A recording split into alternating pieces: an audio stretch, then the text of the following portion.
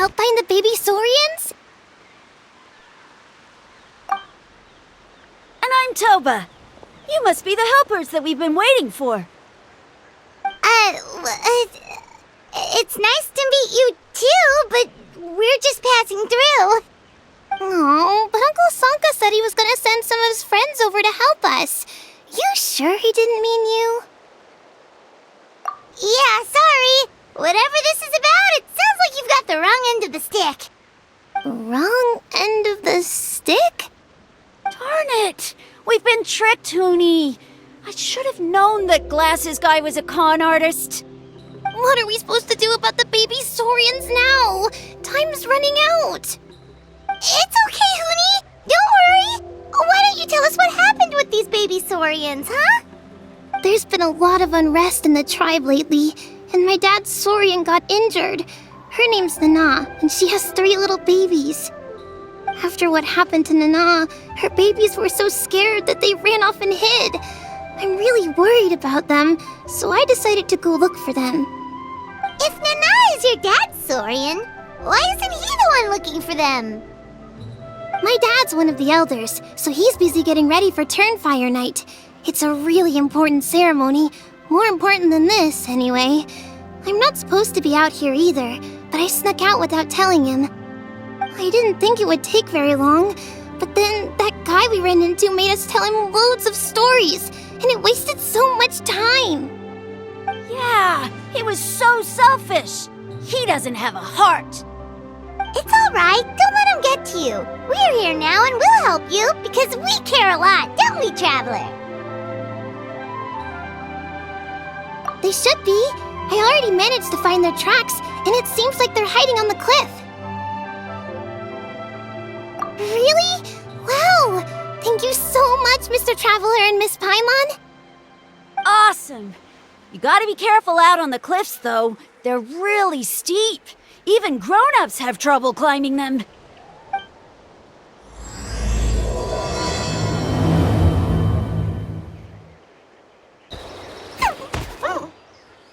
We found them! Wait, but what's that other... A how? Well, if it isn't the gruesome twosome who wormed their way into our servant circle of friends. Still awestruck from the last time we met? Would that be why you hastily scrambled up here to pay your respects the moment you saw us? I suppose we can't blame you.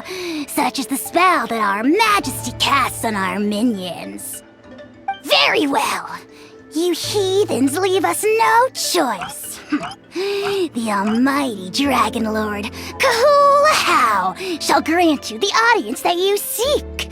Come, pucker up. You may now kiss our feet. Wait, aren't you like KINICH's sidekick?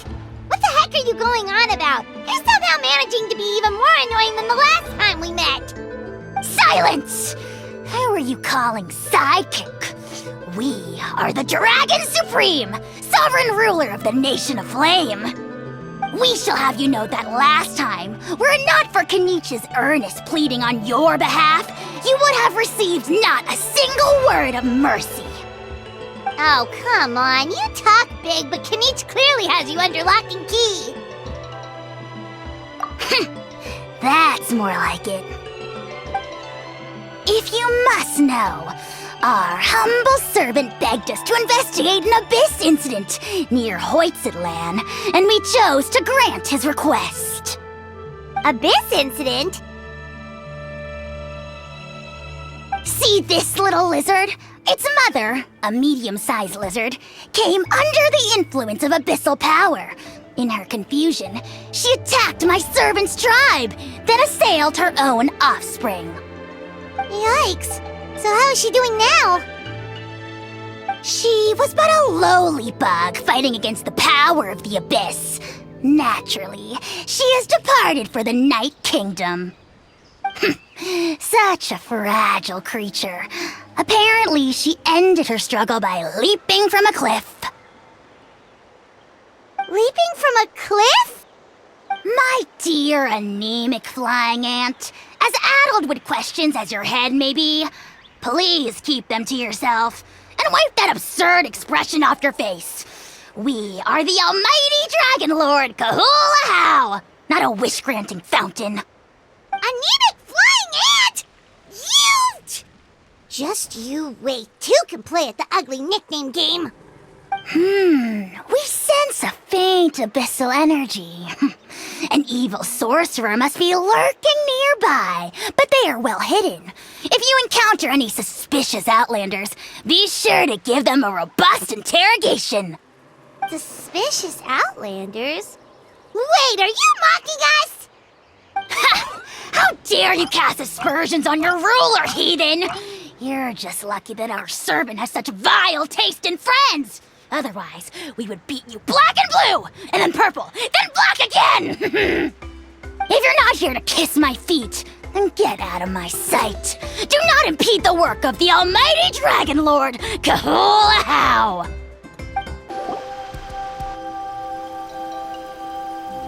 Wow, you're back already? That was so fast.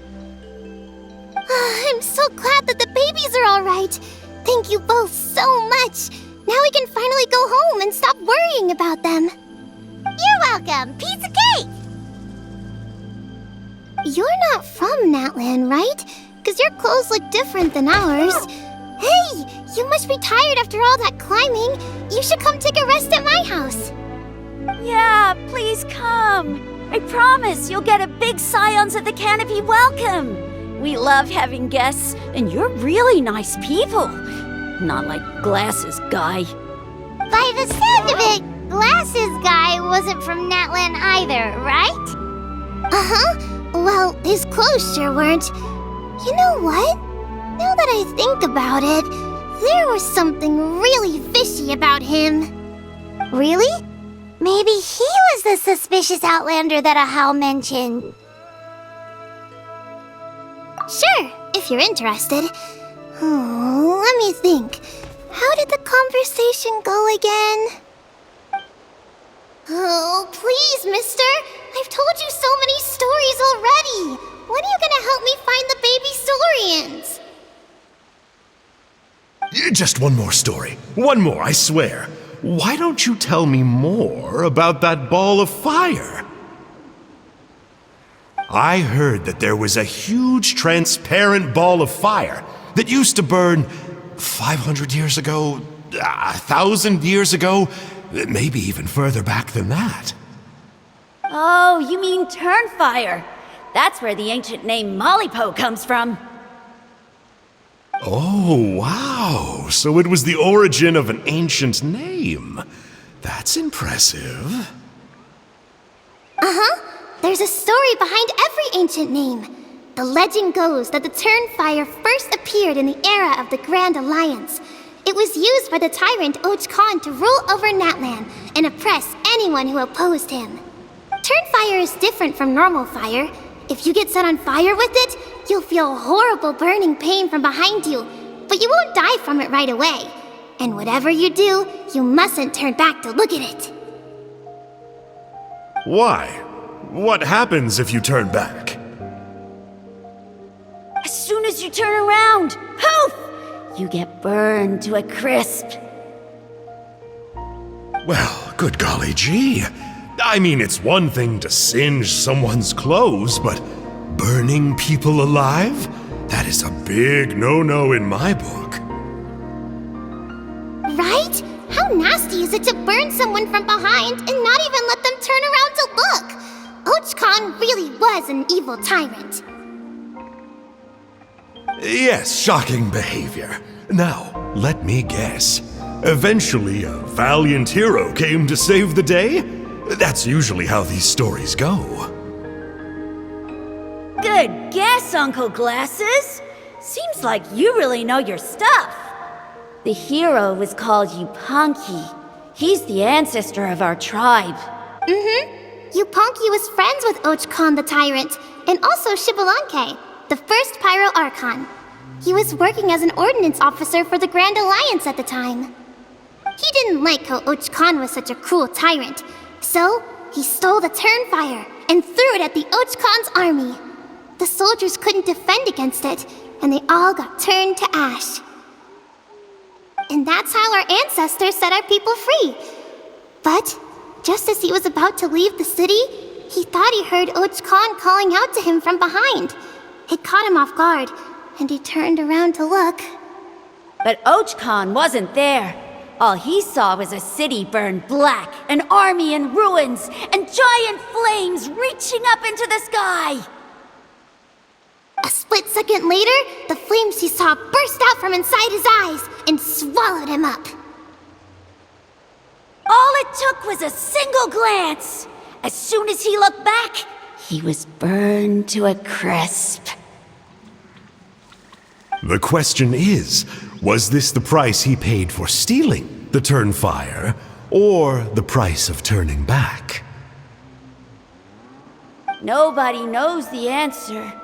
But the fire that consumed Yupanqui burned more fiercely than any other. It burned for 100 days until it burned a hole right through the ley lines. And then, the flame dropped into the deathly dark Night Kingdom, where it still burns to this day. The grown-ups say that it lights up the path that leads to the next life. But for the dead to be reborn, they have to accept the flames and be purified by the fire first. It's like a final look back at your life, where you have to answer for everything you did. Anyway, that's the story of Yupanqui's Turnfire. Ah, a fine parable indeed. So, is it true? Is it really possible to find this fire in the Night Kingdom? I don't know. I think it's just a story. Either way, I assume this name has been passed down in your tribe ever since? Sure has. It went to Burkina, the hero that we celebrate on Turnfire Night. But that was 500 years ago. Yeah, and now it belongs to KINICH, so we often call him Malipo KINICH. KINICH, huh? All right, Uncle Glasses, that's enough stories. Now, can you please go find the baby Saurians for us like you promised? I would, but doesn't the legend of the Turnfire teach us not to look back? Let's not go dredging up the past. Tell me more about this KINICH guy. One more story, I swear. Starting now. No? Careful, Toba. You look dangerously close to cursing me out right now. Tut tut, we can't have that. Cursing is for grown-ups only. Uncle, you'd better not be trying to trick us, or the Turnfire will get you when you die. How would it get me if I'm outside of Natlan? Uncle Glasses isn't from here, you know. Unlike you. Huh? Wait, is that?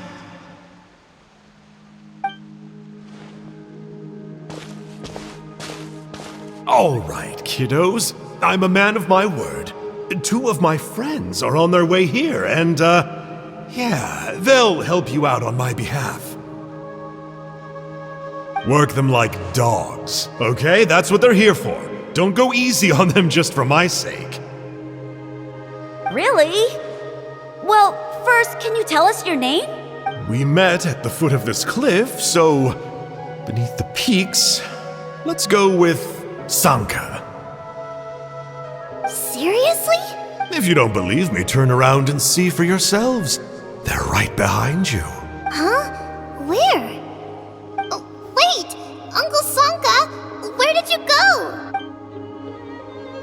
Yeah, definitely a fishy character. It sounds like he was digging for info about the ancient names. Yeah, and not only that, but he betrayed us too. He'll pay for this. All he got out of us was some stories, though. What's the worst that could happen? Traveler, maybe we should go tell KINICH about this. Ahau says he's investigating it, but he's a bit of a loose cannon. We probably shouldn't take him at his word. Huh? You know KINICH? Not very well, but we have met him before, and one time we had a meal together. Aw, man, I'm so jealous. I never even spoken to him. He's so cool. He's the Saurian hunter, and he has a really awesome ancient name. Me neither. I don't think my dad really likes him, though. He always tells me to stay away from him. Probably because of that little creep he always hangs out with. He's nasty, and he's so full of himself. Oh, the creep who calls himself Kahul Ahau? Yeah, we've had the pleasure of meeting him too. He sure loves pushing people's buttons. Exactly. I don't know why KINICH partnered up with him. Why didn't he pick me instead? Uh-oh. Huni, look how late it is. We've been out way too long. We better get home now or we'll get yelled at. Oh, yikes. You're right.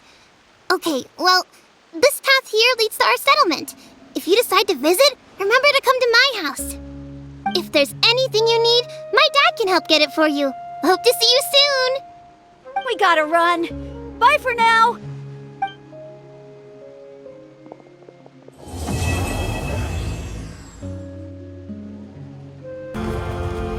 Huni, what were you thinking, going out by yourself? Don't you know how dangerous it is?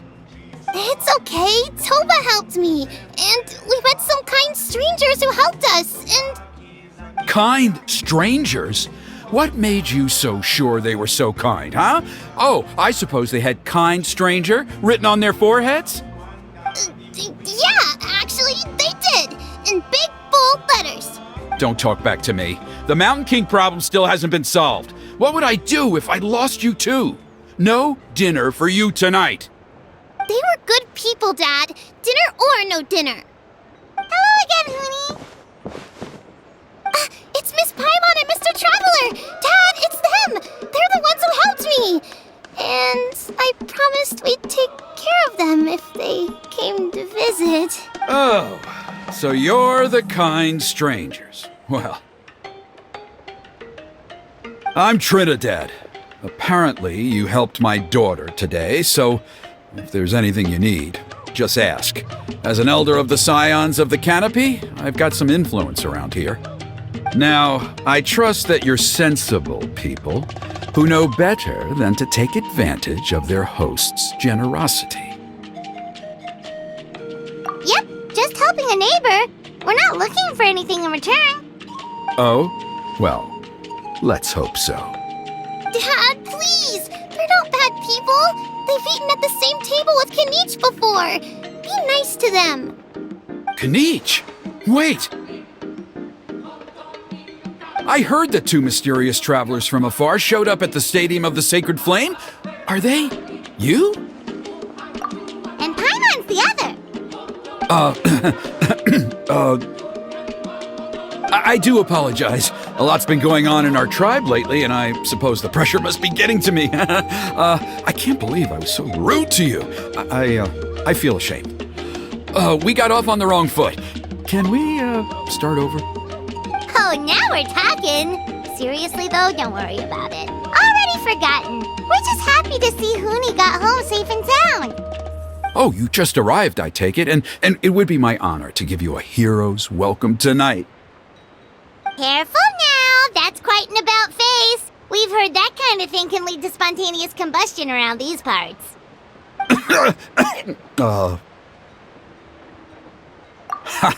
My dear traveler, you are very perceptive indeed. Go inside now, Huni. Dad's got some important business to discuss. Okay, look after Mr. Traveler and Miss Paimon. They're very special guests.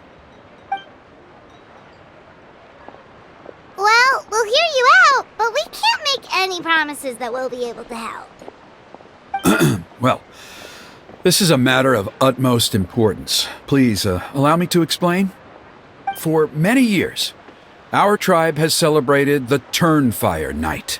It is a traditional ceremony among the Scions of the Canopy in which we remember our ancestor, Burkina, and his companion, Kangamato, the Mountain King. Burkina was a hero who bore the ancient name Malipo, and Kangamato was a powerful Yumkasor warrior. Together, they fought against the Abyss. They were victorious, but it came at a great cost. Rakina paid with his life. The Mountain King survived, but was contaminated by the Abyss, and he remains in hibernation to this day. Normally, Yum-Kasours never live longer than a century. It is possible that the abyssal power is responsible for his unnaturally long lifespan. Oh, that's right. The Mountain King is a living symbol of our glory, but even this glory comes at a price. The abyssal power inside him is highly sensitive, and when it is disturbed, he awakens and flies into a blind rage, attacking anything that moves. So, besides the ceremony, another important part of Turnfire Night each year is cleansing the abyssal power inside the Mountain King so that he will remain sound asleep. However, Abyss-related incidents have been on the rise in that land lately, as I'm sure you're both aware. As a result, it has become increasingly difficult to keep the Mountain King in hibernation. Only 5 months have passed since the last Turnfire Night, and he's already showing signs of instability. Has he woken up again? He has. We managed to contain the situation by performing a makeshift ceremony right away, but it was a close call. He could reawaken at any moment. Also, he attacked and wounded my companion, Nana, during the ceremony. She became contaminated by the Abyss as a result, and... We heard. Such a tragedy. We're really sorry for your loss. Yes, and Nana wasn't the first. Anyway, right now we're preparing for an exceptional Turnfire Night ceremony, and we need to find a suitable flame bearer. From what I've heard about your adventures, I believe you would be perfect for the role. Of course. Plus, he's a bona fide hero who inherited the Malipo name. Oh, you mean KINICH? Yes, he's the one. A hero, worth his weight in gold. And unfortunately for us, he's all too aware of that. No prizes for guessing what he said when I asked him to host a Turnfire Night outside of the annual schedule. An exceptional ceremony? Oh, I'll have to charge an exceptional price. I swear, no other concept exists in that boy's brain. I'm not the one to usually talk about people behind their backs, but I'm convinced the Wyab got hit on the head and took a wrong turn the day it chose to give that ancient name to him. I mean, have you ever heard of a hero whose mantra is, "What's your asking price?" Oh, and don't get me started on that insufferable Ahau he hangs around with. Thinks he's God's gift to mankind. Pompous fool. Yeah, Paimon has to agree on that last part. Anyway, the fact is, the ceremony can just as easily be done without him as long as we can find someone else. And besides, you two seem like much better candidates. So, what do you think? Wonderful! I can't thank you enough. Huni was right about you. You have kindness in your hearts. Come with me to the other side of the mountain. I'll bring you up to speed on each step of the ceremony. As experienced warriors, I'm sure you'll pick it up in no time.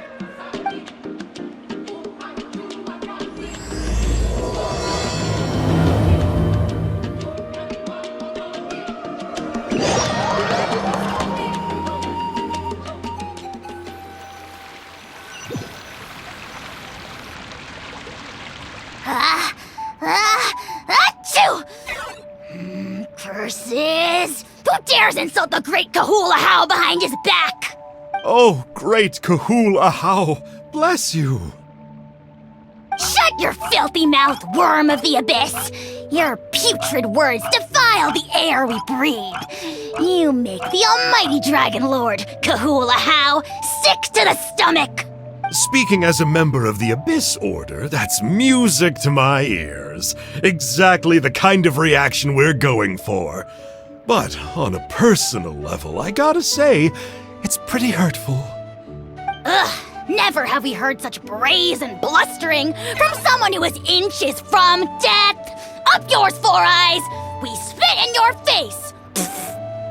Okay, well, that I am at a loss to explain. How do I manage to stay so chirpy and cheerful? I can only guess it's some kind of powerful magic. But I digress. Mr. KINICH, I admit it, you, sir, are a legendary hunter. Still, the only reason you caught me is that I was reluctant to run away. You see, I'm very interested in the lore of your tribe. Kay. Is that it? Kay? Aren't you intrigued to know what it is about you guys that prompted a visit from the abyss? It's the extreme sports! The other day, I narrowly avoided getting hit by a very brave soul who just leaped off a cliff. I think you call it bungee jumping? Anyway, I was very impressed. That is what I call embracing the spirit of adventure. Look, I even did a painting inspired by the bravery and freedom of the Scions of the Canopy. You scum-sucking swine! I swear, if you go bungee jumping, it'll be without a rope! Head first off the tallest cliff, with a band of hunters on your tail, and nowhere left to run, and a bottomless cesspit waiting for you on the ground. You say that, but I get the sense that Mr. KINICH isn't planning to take my life right now. On top of that, I'm tired of spying on you from afar. So why don't we just negotiate a comfortable operating distance that works for both of us? I've heard that the most important thing in human relationships is to respect each other's boundaries. What do you say, Mr. KINICH? Or you could tell me what it is you're really after. What? And then I'll name my price. The abyss contamination is back. No surprises there.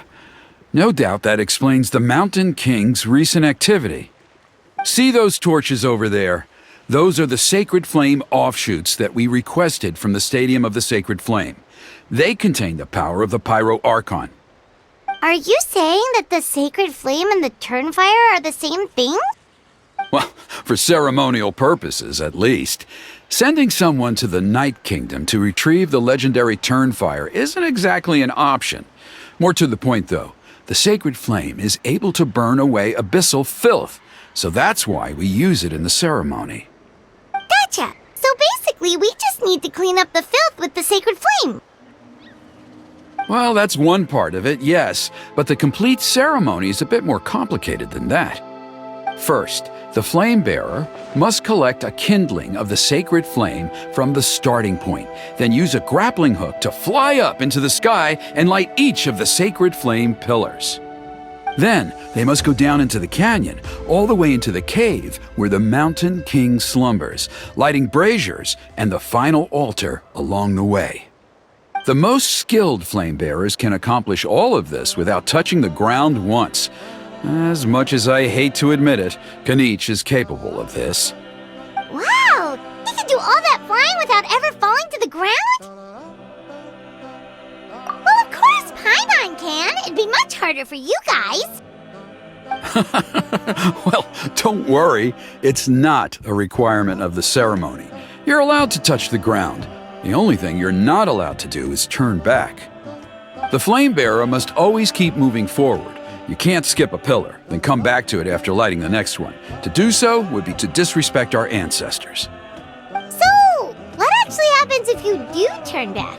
Surely the fires don't just go out. If you're not careful, you might get burned. What about today then? Does the same rule apply? Oh no, don't worry. Today is just a practice. The order doesn't matter. You just need to take the sacred flame, cleanse the filth, then go light all the braziers. Are you ready? I'll repeat all the key points again.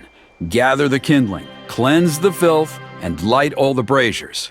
I'll wait for you at the end.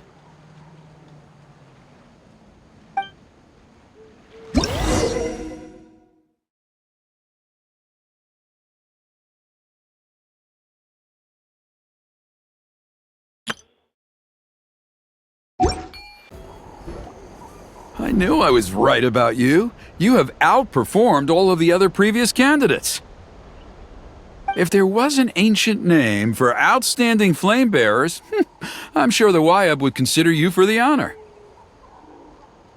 Yeah, although it would probably take Paimon quite a bit longer. All right, now there's still a few days left until the ceremony, and I should probably get back so I can inform the chief and the other elders that I have found the flame bearer we need. Oh, you mean they've still got to sign off on it? Some of them are still hoping we can come to an agreement with KINICH, but that's only because they haven't seen you in action. Still, I'm the one responsible for securing a flame bearer, and my recommendation is you. Just for Paimon's own peace of mind, are you sure it's not going to be a problem having Outlanders take on such an important role in your ceremony? See that place over there? There was a time, long before the age of Burkina and the Mountain King, when we, Scions of the Canopy, called that our home. After a period of upheaval, our ancestors were forced to move away. Now, it has become a place where our youths go to develop courage and kindle a spirit of adventure. If we fail to keep the threat posed by the Mountain King at bay, it might not be long before we have to move again and find a new home. So, to answer your question, I think everyone will agree that you are the right choice. Fair enough. Desperate times call for desperate measures. I'll need you to drop by my place at some point before the ceremony, if that's all right. There are still a few final details that we need to discuss. Okay, see you later then.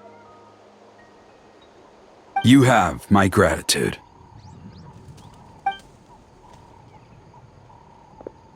We've helped out with a lot of other local festivals before, but this one feels a little different. Anyway, let's take a break before heading back to Trinidad's place.